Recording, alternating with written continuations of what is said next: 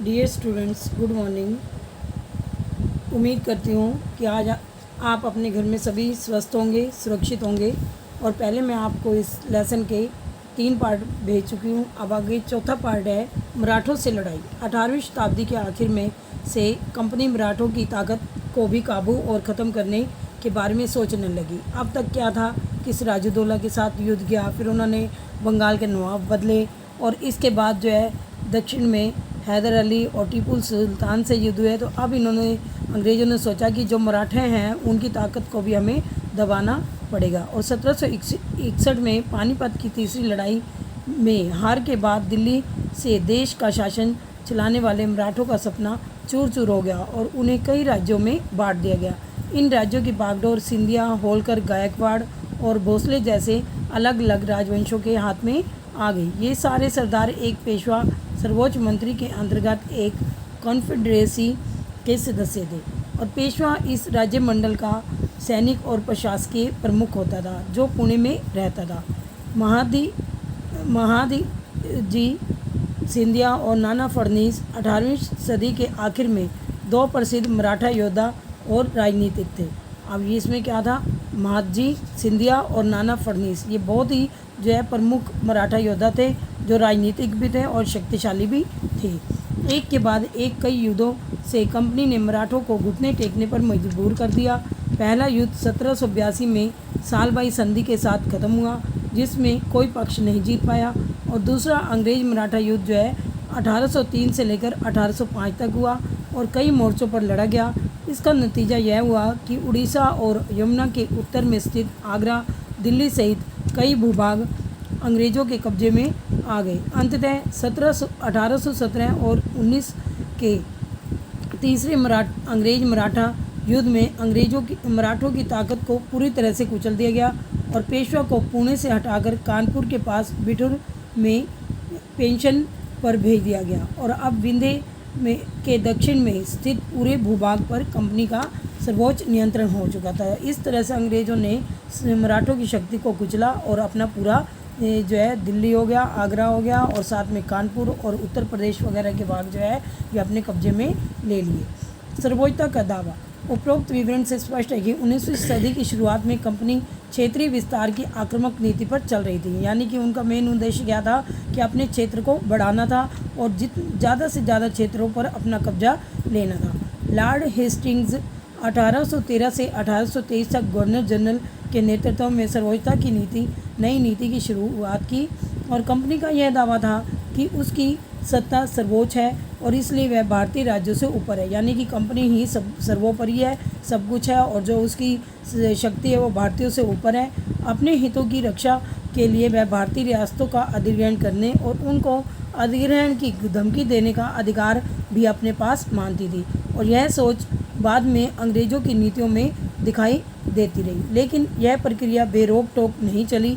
उदाहरण के लिए, जब अंग्रेज़ों ने कितूर, फिलहाल कर्नाटक में के छोटे से राज्य को कब्जे में लेने का प्रयास किया, तो रानी चेन्नम्मा ने हथियार उठा लिए और अंग्रेज़ों के खिलाफ आंदोलन छेड़ दिया, और 1824 में उन्हें गिरफ्तार कर लिया गया और 1829 में जेल में ही उनकी मृत्यु हो गई।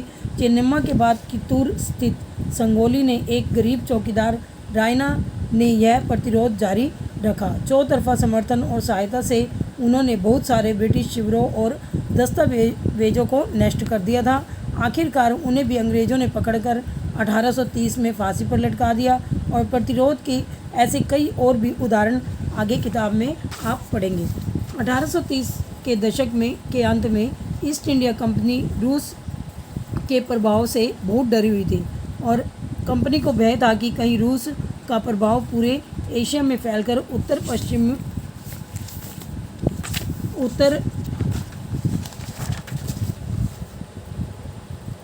पश्चिम से भारत को भी अपनी चपेट में न ले ले। इसी डर के चलते चलते अंग्रेज़ अब उत्तर पश्चिमी भारत पर भी अपना नियंत्रण करना चाहते थे। अब तक जो है कंपनी ने इन सारी जगहों पे नियंत्रण कर लिया, तो अब वो उत्तर पश्चिम पर भी अपना जो है अधिकार करना चाहती थी। और 1838 से लेकर 1842 के बीच में अफ़गानिस्तान के साथ एक लंबी लड़ाई चली, वहाँ अप्रत्यक्ष कंपनी शासन स्थापित कर दिया गया, और 1843 में सिंध भी कब्जे में ले लिया गया। इसके बाद पंजाब की बारी थी। यहाँ महाराजा रणजीत सिंह ने कंपनी की दाल नहीं गलने दी और 1839 में उनकी मृत्यु के बाद इस सियासत के साथ 2 लंबी लड़ाइयाँ हुई। आखिरकार 1849 में अंग्रेज़ों ने पंजाब को भी अपने अधिग्रहण में ले लिया और अपने में मिला लिया। विलय की नीति, विलय मीन्स क्या होता था? विलय का अर्थ होता मिलाना, उस पर अपना कब्जा कर लेना। अधिग्रहण की आखिरी लहर 1848 से लेकर 1856 के बीच में गवर्नर जनरल बने लॉर्ड डेल्हौजी के शासनकाल में चली। लॉर्ड डेल्हौजी ने एक नई नीति अपनाई जिसे विलय का नाम दिया गया। यह सिद्धांत इस तर्क पर आधारित था कि अगर किसी राजा की मृत्यु हो जाती है और उसका कोई पुरुष वारिस नहीं है, यानी कि उसके आगे कोई उसका बेटा वारिस नहीं है उसको संभालने वाला, तो उसकी रियासत को हड़प कर लिया जाएगा, यानी उसकी रियासत पर कंपनी अपने भूभाग में ले लेगी और उस पर कंपनी का हिस्सा हो जाएगा। और इस सिद्धांत के आधार पर एक के बाद एक कई रियासतें, जैसे सतारा है, उनका अपना कोई उत्तराधिकार नहीं था तो 1848 में उसे मिला लिया गया, और संबलपुर है उसको 1850 में मिला लिया गया, विलय कर लिया गया, और उदयपुर 1852 में, नागपुर 1853 में, और झांसी जो है वो 1854 में अंग्रेज़ों के हाथ में चली गई। आखिरकार 1856 में कंपनी ने अवध को भी अपने नियंत्रण में ले लिया गया। इस बार अंग्रेज़ों ने एक नया तर्क दिया कि उन्होंने कहा कि वे अवध की जनता को नवाब के कुशासन से आज़ाद करने के लिए कर्तव्य से बंधे हुए हैं। अब यहाँ पे जब लोग उनका विरोध करने लगे तो अंग्रेज़ों ने अपनी नई कूटनीति चली। उन्होंने कहा कि हम आपको नवाब के कुशासन से आज़ाद करने के लिए अपने कर्तव्य से बंधे हैं और इसलिए वे अवध पर कब्जा करने के लिए मजबूर हैं। और अपने प्रिय नवाब को जिस तरह से गद्दी से हटाया गया उसे देखकर लोगों का गुस्सा भड़क उठा और अवध के लोग जो है 1857 के महान विद्रोह में शामिल हो गए। तो 1857 में आप जानते हैं कि सबसे प्रथम क्रांति हुई थी देश की, और जिसमें नाना साहिब और ये रानी झांसी की रानी लक्ष्मीबाई ने इनका नेतृत्व किया था। शासन की स्थापना, गवर्नर जनरल वारेन हेस्टिंग्स 1773 से लेकर 1785 उन बहुत सारे महत्वपूर्ण व्यक्तियों में से थे जिन्होंने कंपनी की ताकत को फैलाने में अहम भूमिका अदा की। वारेन हेस्टिंग्स ने के समय तक आते आते कंपनी न केवल सिर्फ बंगाल बल्कि मुंबई, मद्रास में भी सत्ता हासिल कर चुकी थी।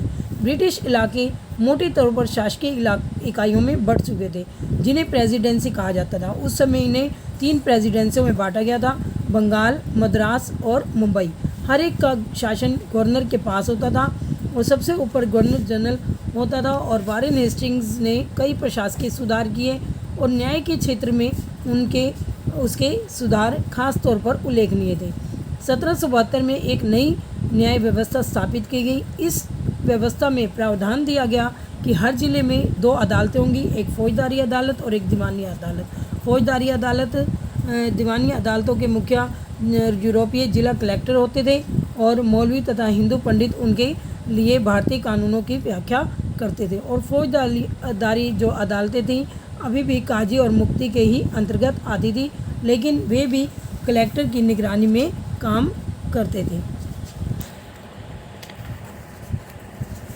एक बड़ी समस्या थी कि ब्राह्मण पंडित धर्मशास्त्र की अलग अलग शाखाओं के हिसाब से स्थानीय कानूनों की अलग अलग व्याख्या करते थे। जब भी कोई अपराध होता था जो ब्राह्मण पंडित थे वो अपने हिसाब से पहले शास्त्रों के हिसाब से कानूनों की अलग अलग दलील देते थे, और इस भिन्नता को ख़त्म करके समरूपता लाने के लिए 1775 में 11 पंडितों को भारतीय कानूनों के लिए एक संकलन तैयार करने का काम सौंपा गया। 11 पंडितों को इकट्ठा किया गया और उन्हें कहा गया कि तुम जो भारतीयों के कानून हैं उनको इकट्ठा करो। NB हालहेड के इस संकलन का अंग्रेजी में अनुवाद किया गया। 1778 तक यूरोपीय न्यायाधीशों के लिए मुस्लिम कानूनों की भी एक संहिता तैयार कर ली गई। 1773 में रेगुलेटिंग एक्ट के तहत एक नए सर्वोच्च न्यायालय की स्थापना की गई। इसके अलावा कलकत्ता में अपीलीय अदालत और सदर निजामत अदालत की स्थापना की गई। भारतीय जिलों में कलेक्टर सबसे बड़ा ओहदा होता था।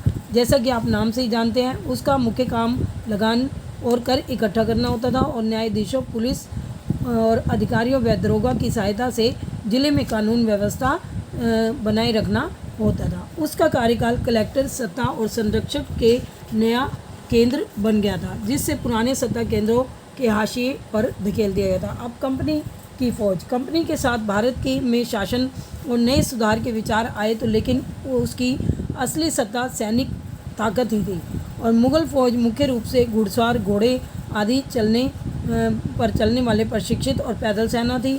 उन्हें तीरंदाजी और तलवारबाजी का प्रशिक्षण दिया जाता था। सेना में सवारों का दबदबा रहता था और मुग़ल साम्राज्य को एक विशाल पेशेवर प्रशिक्षण वाली पैदल सेना की ज़रूरत महसूस नहीं होती थी। और ग्रामीण इलाकों में सशस्त्र किसानों की बड़ी संख्या थी, यानी कि किसान जो थे वो ही अपने अस्त्र लिए होते थे और स्थानीय ज़मींदार मुग़लों की जरूरत पड़ने पर पैदल सिपाही मुहैया कराते थे। 18वीं शताब्दी में जब अवध और बनारस जैसी रियासतों में किसानों को भर्ती करके उन्हें पेशेवर सैनिक प्रशिक्षण दिया जाने लगा तो यह सूरत बदलने लगी कि ईस्ट इंडिया कंपनी ने जब अपनी सेना के लिए भर्ती की शुरुआत की तो उसने यही तरीका अपनाया। अंग्रेज अपनी सेना को सिपाही, जो भारतीय शब्द सिपाही से बना है, आर्मी कहते थे। 1820 के दशक से जैसे जैसे युद्ध तकनीक बदलने लगी, कंपनी की सेना में घुड़सवार टुकड़ियों की ज़रूरत कम होती गई, क्योंकि अब घुड़सवारों से जो है वो युद्ध नहीं होते थे। अब इसमें टेक्निकल आगे जो है वो प्रशिक्षण दिया जाता था हथियारों का।